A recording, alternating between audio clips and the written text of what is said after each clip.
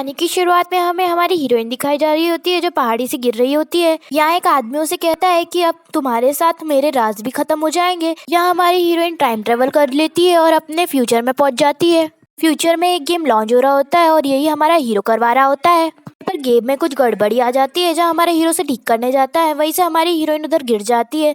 जहाँ हमारा हीरो से उठा लेता है, या हमारी हीरोइन उसको देख के थप्पड़ मार देती है और कहती है कि तुम कर क्या रहे थे। अभी वो सर्वर्स भी ठीक हो जाते हैं। या हमारा हीरो सोच में पड़ जाता है। यह हमारी हीरोइन सोच रही होती है मैं कौन से देश में आ गई। अभी वो टेलीपोर्ट होके हमारी हीरो की वैन में आ जाती है, जहाँ पर उसको किस चीज लगने से वो बेहोश हो जाती है। जब उसकी आँख खुलती है तब वो देखती है कि वो कहीं और ही पहुंच चुकी है और भागने की कोशिश करती है, पर वो एकदम से गायब होके हमारे हीरो के बाथरूम में आ जाती है। जहाँ हमारे हीरो उसको देखकर शॉक हो जाता है, उसे जाने को कहता है। यहाँ हमारा हीरो बाहर आके कहता है कि मेरा घर कोई धर्मशाला नहीं है और तुम वही लड़की हो जिसने मुझे चाटा मारा था ना, निकलो यहाँ से। फिर हमारी हीरोइन वहाँ से चली जाती है और वो जब गायब होके वापस उसके घर में आ जाती है और कहती है कि मैं जहाँ भी जाती हूँ मैं वापस उसके पास ही लौट के आ जाती हूँ। हमारा हीरो उसकी आइडेंटिटी पूछता है, जहाँ हमारी हीरोइन कहती है कि मेरे को मेरा नाम ही नहीं पता और मेरा घर कहाँ है मुझे वो भी नहीं पता। यह हमारी हीरोइन उसे कहती है कि मैं जहाँ भी जाऊँ मैं तुम्हारे पास ही पहुंच जाती हूँ, तब वो उसकी बात पे यकीन नहीं करता। हमारी हीरोइन जबरदस्ती से हमारे हीरो के एक ऑफिस चली जाती है, जहाँ उसके कलीग उसे डराता है कि तुम किसी लड़की को यहाँ ला नहीं सकते। यहाँ बस हमारा हीरो सुनता ही रहता है। सीन में हमारा हीरो घर होता है, जहाँ उसका फ्रेंड आता है, तब वो हमारी हीरोइन को छुपा देता है। यहाँ उसका फ्रेंड आके उसको शिकायत करने लग जाता है कि तुमने कब से मुझे कॉल नहीं किया। यहाँ हमारा हीरो उससे कहता है कि एक लड़की से एक लड़की चिपकी हुई है और उसको जाने का नाम नहीं ले रही। तब हमारा हीरो का दोस्त कहता है अगर ऐसा मेरे साथ होता तो मेरे को तो मजे आते। यहाँ हमारे हीरो का दोस्त का नाम जू होता है। जू के जाने के बाद हमारा हीरो हमारी हीरोइन के पास आया होता है, जहाँ वो अलमारी से गलती से एक बटन दबा देती है, जिसकी वजह से एक नीचे खुफिया दरवाजा खुल जाता है। यहाँ हमारी हीरोइन उससे पूछती है कि ये सब क्या है। तो हमारा हीरो कहता है कि यहाँ पर मैं अपने गेम डेवलप करता हूँ। यहाँ हमारी हीरोइन इलेक्ट्रिसिटी पे काबू पा लेती है, जहाँ पर वो उसकी टेक्नोलॉजी भी छू लेती है। हाँ, वो अपनी बॉडी से उसके कंप्यूटर भी काबू कर लेती है। नेक्स्ट सीन में हमारा हीरो से जू मिलने आया होता है, जो कहता है कि तुम जिस लड़के की बात कर रहे थे वो तुम ही तो नहीं हो, क्योंकि उस लड़की का भी उसे पता लग चुका होता है। जहाँ पर उसको सब यकीन हो जाता है। यह हमारे हीरो से बताते हैं कि ये शायद से कोई एलियन है, कि इसने मेरे कंप्यूटर हैक कर लिए थे इसकी बॉडी से। हम यहाँ पर जूस की बॉडी देखने लग जाता है, जहाँ उसको पता चलता है ये तो पूरा ह्यूमन है। अभी हमारा हीरो हमारी हीरोइन को लेकर एक साइंटिस्ट के पास जाता है, जहाँ वो साइंटिस्ट कहता है कि इसके अंदर इतनी रेज है कि वो किसी को भी घायल कर सकती है, ये कोई ह्यूमन के पास नहीं हो सकती। सीन में हमारा हीरो हमारी हीरोइन को लेके आया होता है, जहाँ पर एक आदमी जा रहा होता है। तब वो आदमी हमारी हीरोइन को देखकर शॉक हो जाता है कि अभी तक जिंदा कैसे है। यहाँ उसे याद आता है कि उसने खुद उसे फेंका था, अब वो उसके सामने आ चुकी है। तभी हमारा हीरो हमारी हीरोइन की याद में एक फ्यूनल करवाता है। यहाँ उस फ्यूनल की एडवर्टाइजमेंट हमारी हीरोइन भी देखती है और हमारे हीरो को बताती है, जहाँ वो कहता है कि ये तुम ही हो। तब वो उधर जाने को कहता है। हाँ, वो जब जाती है तब उसको पता चलता है कि इसके मॉम डैड भी हैं। जब वो अपनी मॉम से मिलने जाती है, यहाँ मॉम उसको देखकर एकदम से बेहोश हो जाती है। यहाँ उन्हें पता चलता है कि इसके अंदर से ऐसी रेस बाहर निकलती है जिसकी वजह से उसकी मॉम घायल हो गई। हमारी हीरोइन डिसाइड करती है कि वो उसकी मॉम के पास नहीं जाएगी। यहाँ उसकी मॉम को लग रहा होता है कि वो सिर्फ सपना देख रही थी। अभी हमारी हीरोइन का कोई दोस्त बनता है जिसका नाम विंटर होता है। यहाँ हमारा हीरो उसको सुनकर जेलस हो जाता है। यहाँ हमारा हीरो से बाहर चलने को कहता है और बाहर उसको अपनी एक बेस्ट फ्रेंड मिलती है, जहाँ वो समझ नहीं पाती ये लड़की कौन है। तब उनको पता चलता है कि ये तो उसकी पुरानी दोस्त है। यहाँ वो उसको बेकरी दिखाती है और कहती कि हम दोनों यहाँ साथ में काम किया करते थे। यहाँ पर वही लड़का आ जाता है जिसने हमारी हीरोइन को मारा था, उसका नाम युवान होता है। तभी युवान कहता है कि क्या हम कुछ प्राइवेट में बात कर सकते हैं।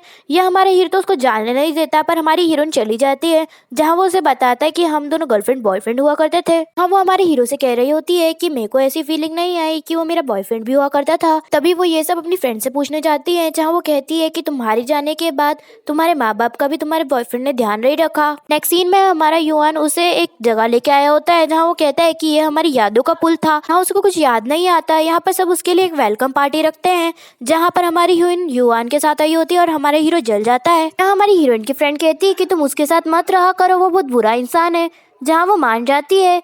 यहाँ पर वो वापस आता है उसको देखने के लिए और कहता है कि तुम इस लड़के के घर रह रही हो, मैं एक अपार्टमेंट की चाबी देता हूँ, तुम उसके घर रहो, शिफ्ट हो जाओ। यहाँ हमारा हीरो बिल्कुल खुश नहीं दिखता। वो उसे कहता है कि तुम उस अपार्टमेंट में नहीं जा रही हो ना।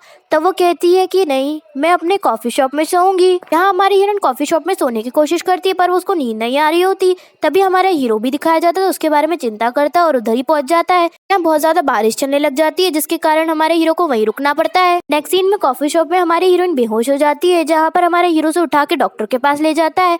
यह डॉक्टर उसे कहता है कि इसके अंदर से इतनी ज्यादा रेज निकलने लग गई है कि कभी भी ये गायब हो सकती है। यहाँ हमारी हीरोइन को विजन आने लग जाते हैं कि उसके पास्ट में क्या हुआ था, किसने उसे धक्का दिया, पर उसका चेहरा अच्छे से दिखाई नहीं देता। यहाँ हमारे हीरो उसका बहुत ज्यादा ख्याल रखने लग जाता है ताकि वो उससे दूर ना जाए। यहाँ हमारी हीरोइन उसके इंटरनेट वाले फ्रेंड विंटर की बहुत ज्यादा तारीफ करती है, जहाँ हमारा हीरो जेलस हो जाता है। यहाँ हमें पता चलता है कि वो विंटर और कोई नहीं, हमारा हीरो ही है। यहाँ हमारा हीरो तो खुद से ही जेलस हो रहा होता है। वहीं हमारी हीरोइन डिसाइड करती है कि वो डॉक्टर के पास जाके अपनी सारी भी मेमोरीज वापस लाएगी। यहाँ डॉक्टर उसे कहती है कि तुम्हें वापस उस जगह जाना चाहिए जहाँ तुम्हारा एक्सीडेंट हुआ था। वहीं हमारा हीरो दिखाया जाता है जो अपना गैजेट तैयार कर रहा होता है ताकि वो उसकी माँ के पास जा सके और उसकी रोज उनको कोई हार्म ना पहुँचाए। यहाँ पर वो उसको पास लेकर उनके पहुँच भी जाता है, जहाँ वो दोनों समझ नहीं पाते कि लड़की कौन है। तब वो कहता है कि ये टेडी बियर है, यहाँ पर सबको एंजॉयमेंट करवाने आई है। डिनर होने के बाद वहीं पर युआन आ जाता है, जहाँ हमारी हीरोइन की भी पोल खुल जाती है। यहाँ वो कहता है कि आपकी ही बेटी है। हमारा हीरो उस पर गुस्सा होने लग जाता है, जहाँ वो वापस घर आ जाते हैं। यहाँ पर वो उनकी मॉम डैड को बताता है कि आपकी बेटी आपके पास वापस आ जाएगी।